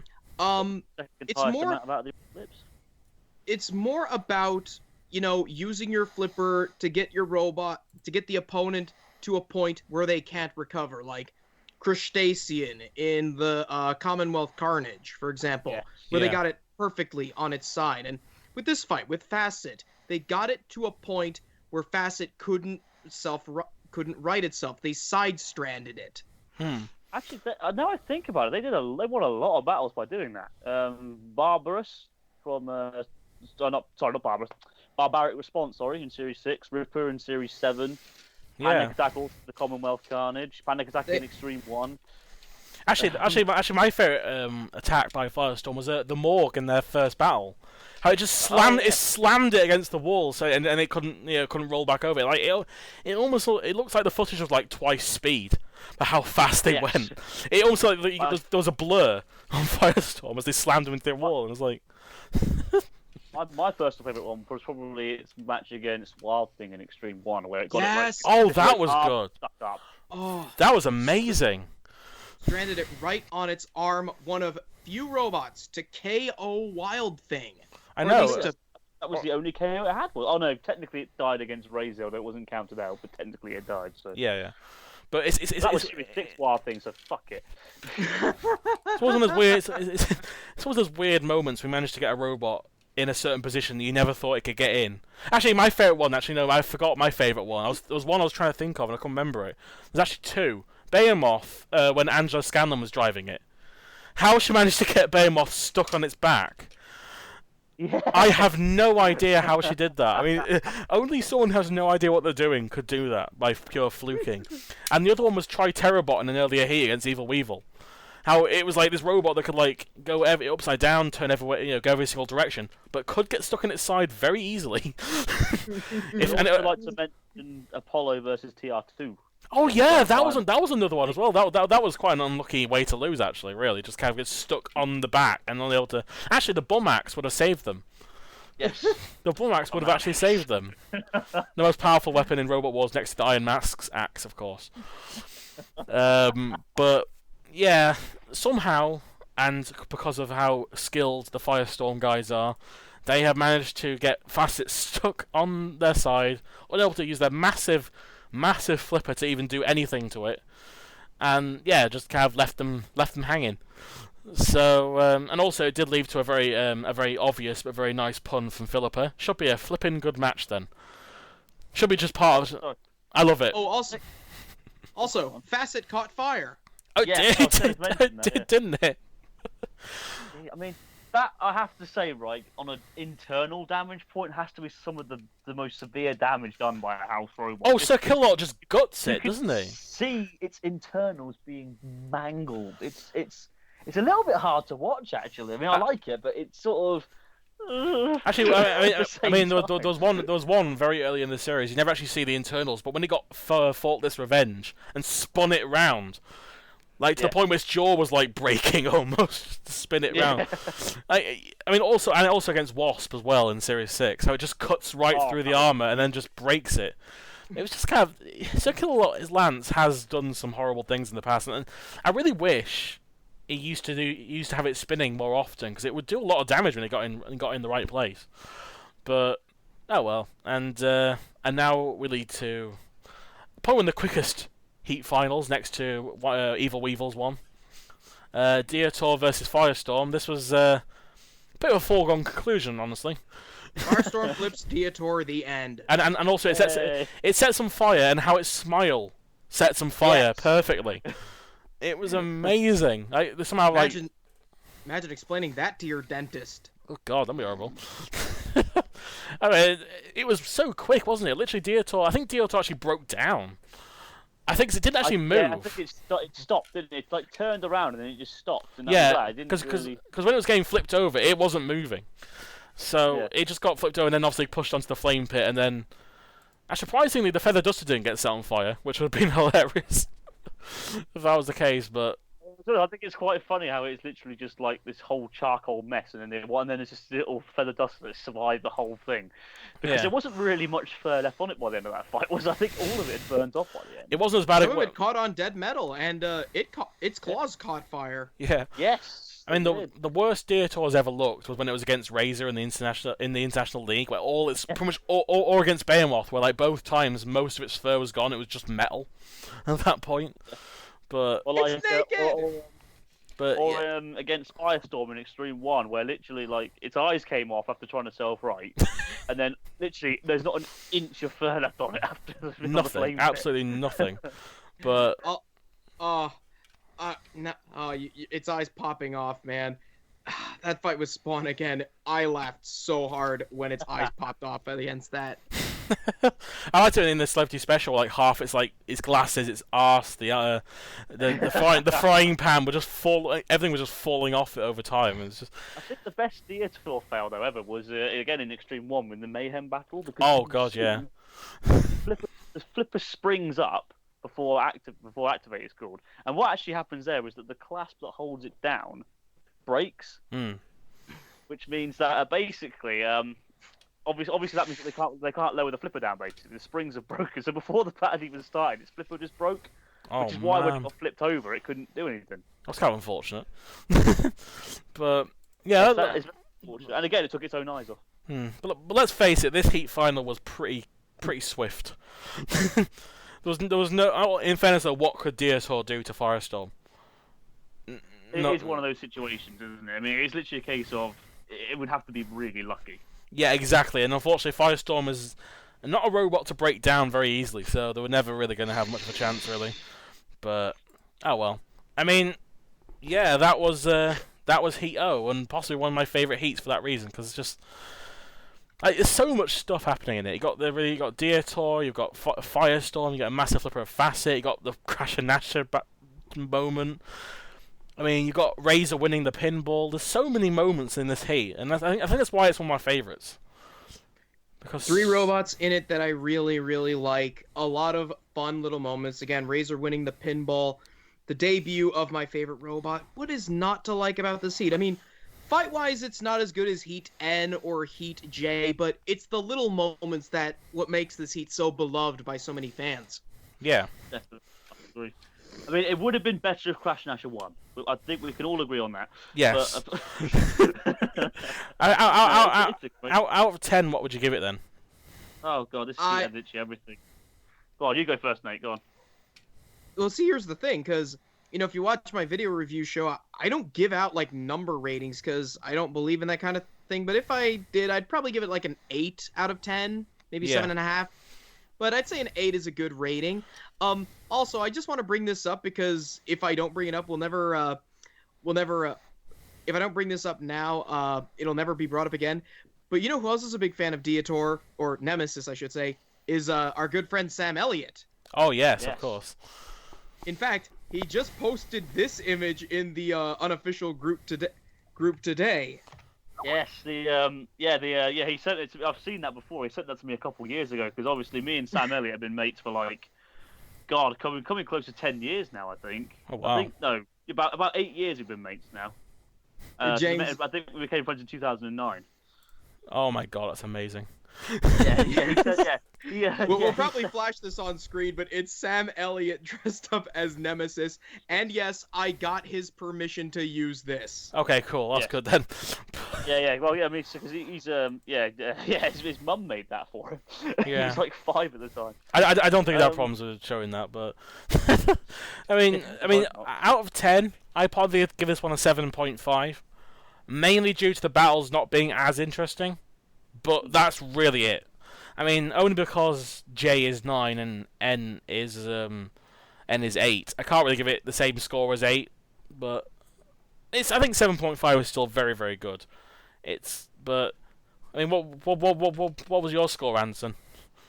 Well, I mean, I agree with both of you. I mean, this heat has literally everything. It has an underdog story in Dietor, some very good-looking designs, and original designs. Really, there's quite a lot of originality in this heat. Some good battles, some battles which aren't really up to scratch, but they're still memorable. Yeah. Crash and Nash are getting owned. It's amazing. It's positive. And in all fairness, a very, very good pinball run. Yeah, okay, it's Razor, but I can let that slide because I'm not that bitter. But no, you say that, but yeah. Really, I'm crying on the inside. No, I'm happy. I'm going to agree with Nate on this one. The first time I've ever agreed with an American. I'm going to give it an 8. Sorry, Nate. You already hate me, don't you? Hey, no offense taken, man. I don't get easily offended. Good. I mean, that's the best place to be then. So, as usual, we always do a preview of the next heat, and of course, the next heat is the last heat before the semi-finals. And it's Heat P, the infamous Heat P, that a lot of people claim. Best episode ever. A lot of people claim this is the worst heat of Series 3. Of course, I disagree because I've already said ages ago that my least favorite heat is Heat C. This is my third. This is third. I watched a bit of Heat P before we went on air, and I gotta say I don't think it's as bad as people make it out to be. I agree.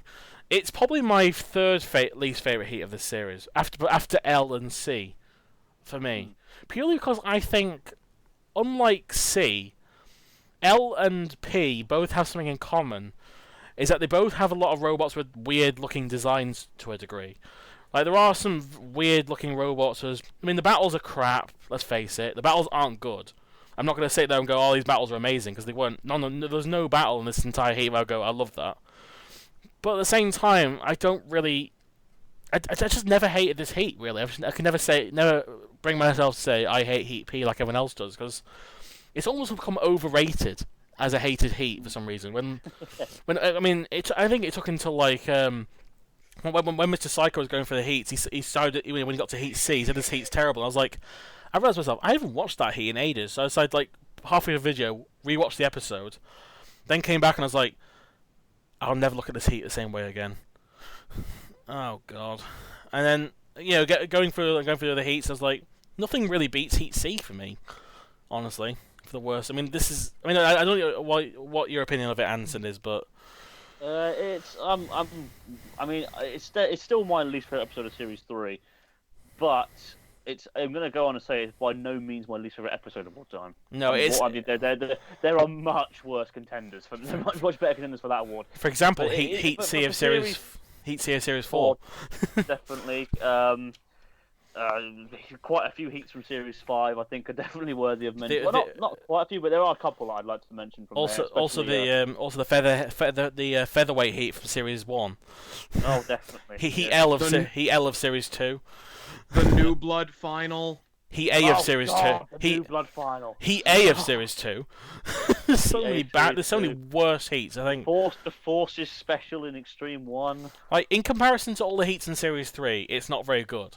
In terms The of heats, International special. oh god, the International League. Actually, I think you're with me, aren't you, for that? Yeah, you are. You're in for the International Oh, League. I like how I'm always in the shit ones, mate. Cheers for Hey, that. hey, you were almost you were. Have fun, Anderson.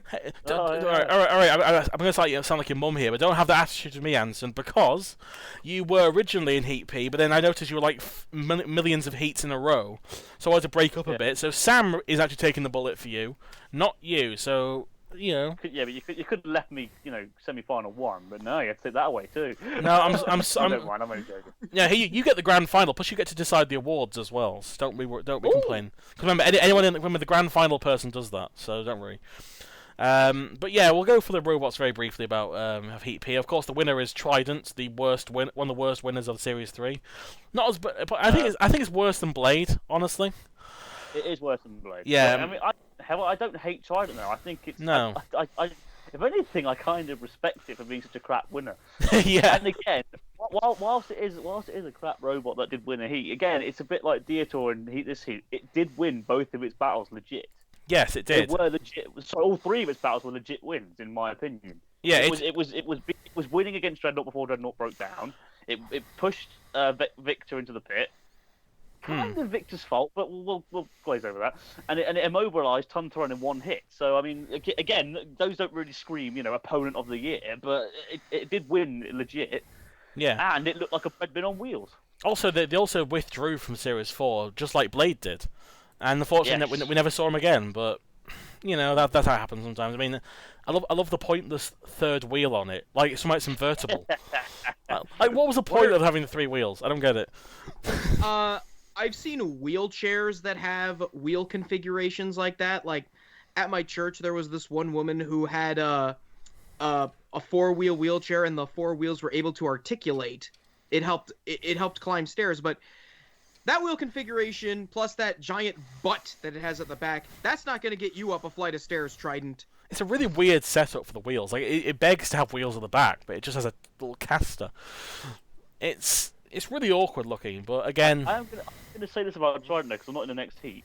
As a child, so I remember when I first started watching Robot, I was 6. No, I was 5. Sorry.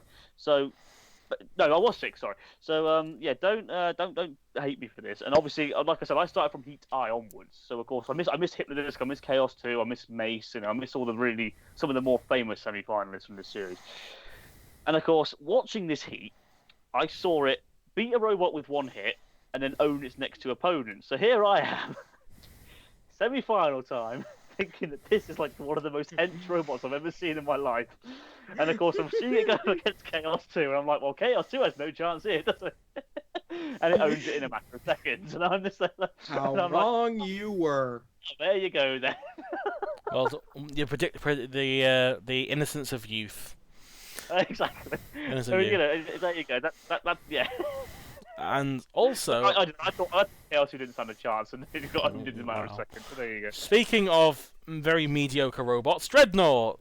Yay! I have expressed many times before, never really as harshly, but I'll be honest with you, I legitimately don't like Dreadnought at all. I don't either. I have and no opinion of Dreadnought. It's just there. It really is. To me, looking back at the series, Dreadnought was one of the robots that was more lucky than it was good. Oh, definitely. I agree. One thing I really don't like about Dreadnought as well is you know how you said Binky you would consider one of the worst designed robots for this series? Well, I think this is up there as well because it's got a high ground clearance, no stream mech, it's really slow, it's got a slow set of forklifts, it's not like Panatechs which are reasonably quick, and also the shape of the forklifts means that they can barely get anything on them. Actually, They don't even. also How could they even touch the ground? they barely do. Barely, just barely. They do. In Series 4 they did, in all fairness, but Yeah, but also, when did the forks ever work in any series? they never did. They mainly used them as rammers because they always lifted them up in the air and then used them as like ramming spikes. I mean, let's face it. The highlight was Series 2. Jesus Christ. But yeah, I mean, it doesn't really change much going to Series 4 too, and they started adding XP1 on it to make it sound better than it actually is. They lost in 2 seconds to Thermidor 2 because it sucks, and it never appeared again. So, although it is responsible for one of my favourite Jonathan Pierce lines, and that was when it was spinning Dreadnought around. It's just how Jonathan Pierce shouts, "What's Killalot doing?" Just how he shouts that. Why is he so concerned? I'm gonna go like, where was Killalot? Oh wait, no, I'm terrified of Killalot. No, I won't. Yeah.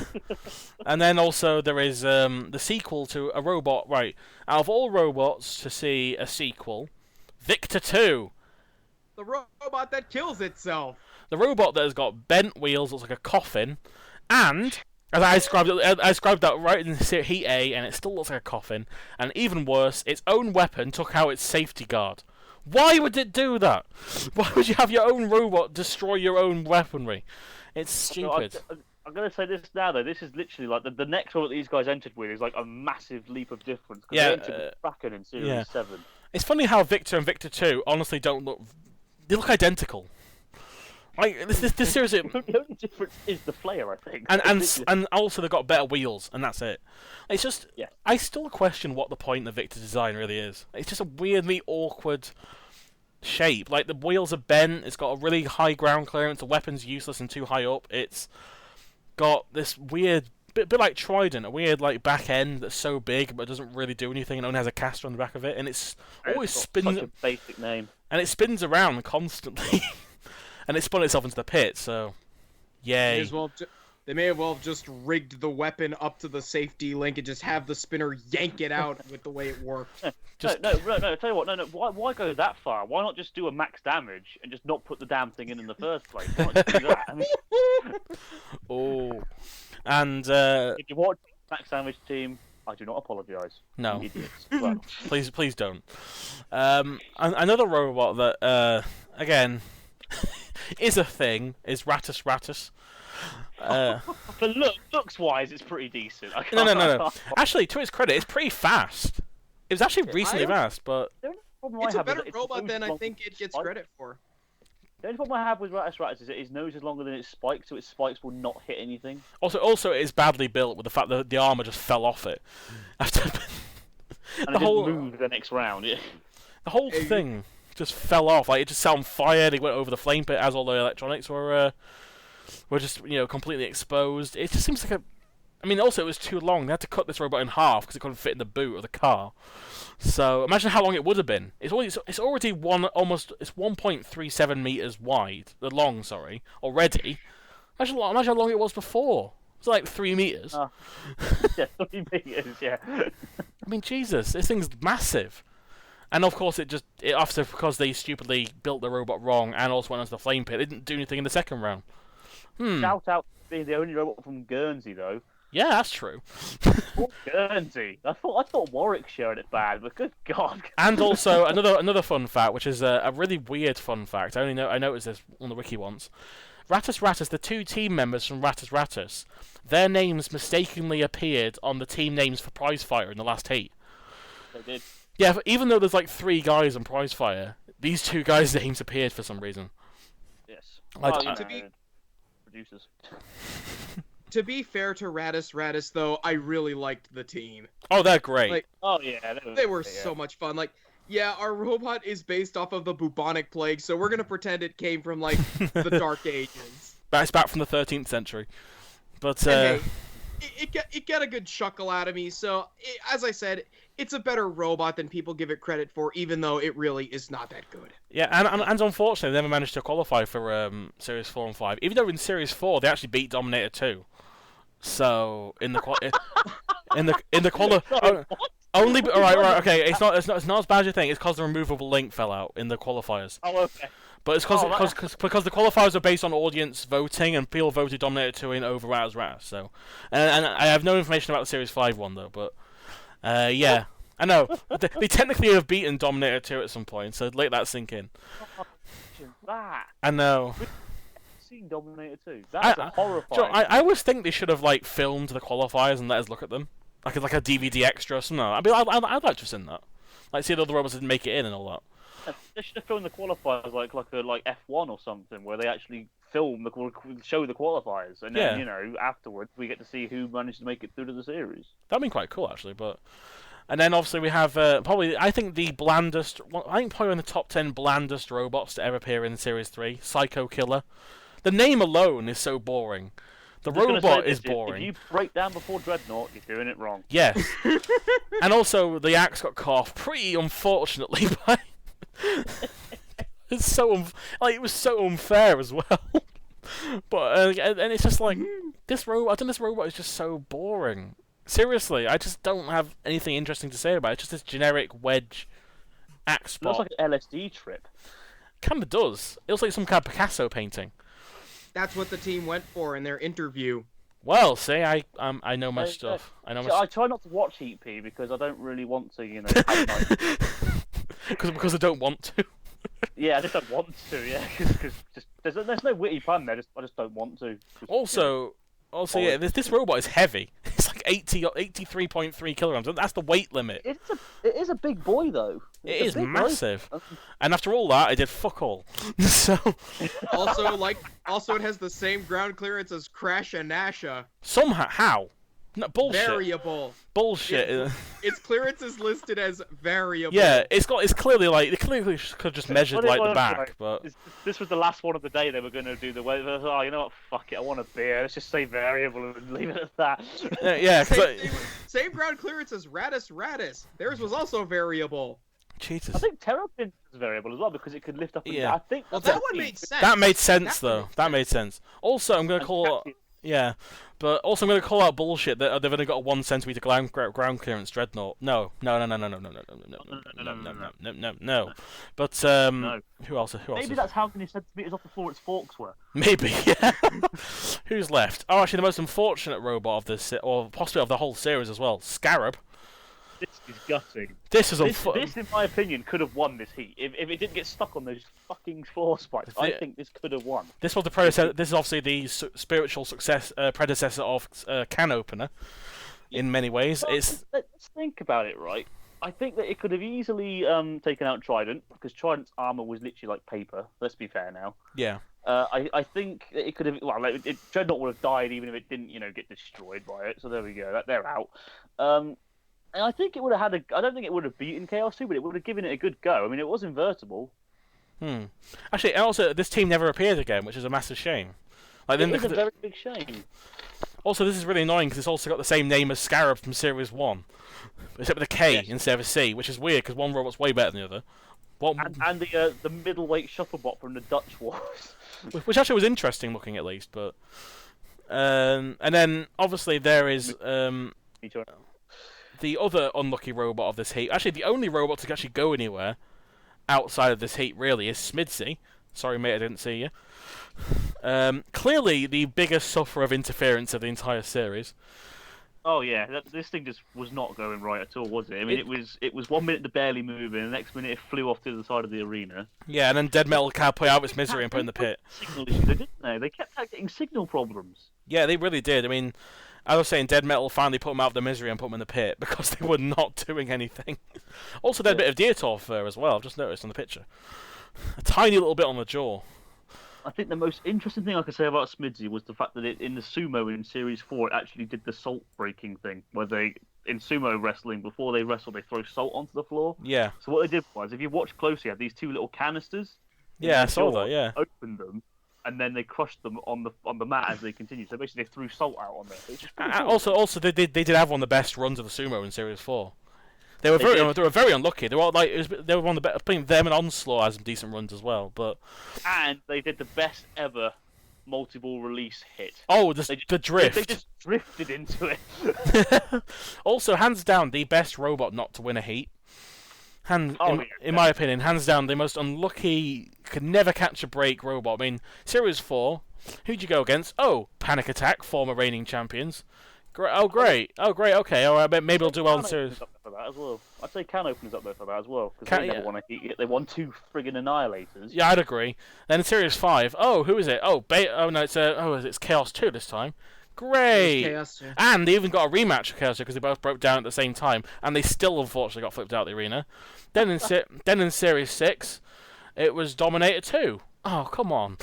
every single Hell of time. a fight that was. Though. Oh, they caused sparks. They nearly won. If it wasn't for friggin' Growler, they would have won that. They would have. And then, of course, in Series 7, who beat them in Series 7? I think it was Atomic, yeah. Atomic. It was Atomic. They keep losing to really good robots, and they keep going against really good robots. Unfortunately, they couldn't appear in the All-Stars of Series 7 because of the damage they got caused to them. But, oh man, Smitty's a tragedy. Something very interesting, actually, here. And this is the courtesy of Monsieur Elliott, Sam Elliott, 64. He was actually present for the Series 5 filming for the Heat Finals and Semi-Finals. And he was obviously present therefore for Chaos 2 versus Smidsy. Yeah. And what happened was, believe it or not, Smidsy actually did manage to get themselves off the side wall. Yeah. And then push Chaos 2 into the pit. Right. What? Yes, but because it was on the side wall for a good minute before it did that, it didn't count. And that's why it was a rematch, because obviously Smidsy actually was immobile for a good 5-10 seconds before Chaos 2 got flipped itself over and got mobilized as well. So the judges were going to, but because obviously they got down and then pitted Chaos 2, there was a bit of confusion over who died first and who deserved the win. So both teams agreed to do a rematch, but to make Chaos 2 look stronger, that's a guess anyway. They didn't show that in the actual final edit and just made it look like they both died at the same time. Oh, okay. The more you know. That is what happened. So technically, Smidsy almost was a semi-finalist. Unfortunately, and almost beat the reigning champions as well. And almost beat the reigning champions. Twice reigning champions, I should say. There's a little fun fact for you there, guys. Yep, and finally, the last robot we get to talk about of the entire series, obviously, before we start going into semi-finalists again, previews. It is, of course, the one, the only twin, what the fuck it's called? Tuntaron. Tuntaron. Weird to the winding route in the sheep's valleys, isn't it? I mean, this robot is just what. Actually, I don't say this very often. I didn't even say this about PS Resistance, but what the fuck is this? It's Dark Maw. Yes. Into a third, which was also cooking fish because it had like lots of fish on it as well. Yeah, it did, and like bones and creatures coming off it and stuff. Obviously, that was actually the next robot, the creature. If you can't withstand axe shot from Trident, you are not doing it right. You need to reconsider your design. Yes, I mean, it originally had a snowplow on it, but they had to get rid of it because of weight, and then it was already overweight still. But because they went, well, this clearly is not going to help him out, they went, fuck it, and let him in. And then, yeah, it didn't help him out. And they got set on fire, and the axe went through them, and the house robots had a field day on Tuntaron. Yes. Let's say that. And hands down, I think one of the most beautiful robots ever entered into the arena for all the wrong reasons. It's a wonderful college student's art project. It is. It's beautiful, though. It is beautiful, but at the same time, it's completely useless, so... It kind of looks like a monster that you'd see in a Shin Megami Tensei game or something from Ultima. It looks like a creature from an RPG. I can see that. I can definitely see that. Or like a Doom boss or something like that. Oh, you're right. Yeah. The front kind of looks like a cacodemon. Oh yeah. Yes, it does. Yes. Oh wow, I never thought of that. Oh crap! Wow, that gives Tuntaron a whole new meaning now for me. Or as I pronounced it as a kid, Twintwern. In fairness, though, nobody understands the Welsh language, not even the Welsh. So. Tuntaron, put in the cack in Cacodemon. Yeah. Apparently it means broken ring, but I don't know why the hell it's called that. But whatever. I just love how the Welsh language makes broken and ring sound almost identical. Actually, also, shout-outs to all the team members' names, who actually, they get weirder and weirder as they go along. You've got Mark Harmsworth, Nicholas Barraclough, and Ian Wynne Williams. Ian Wynne Williams. You see, it only works if you say it with a Welsh accent. Ironically, they were called Wynne, so, you know. But Anyway, that was Tunter, and obviously that's going to be Heat P. Sam's going to slog through that one because I know he doesn't not a big fan of that one either. So that'll be fun.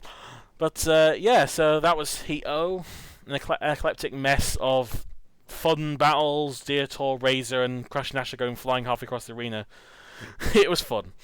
It was amazing fun. But I'd like to now thank my two guests, of course, Anderson and Nate. It was a pleasure to have you both on at the same time. Yeah, it was nice to finally meet Nate. You know, I've heard a lot about him. He's our only fan. So yeah, he's only on the show.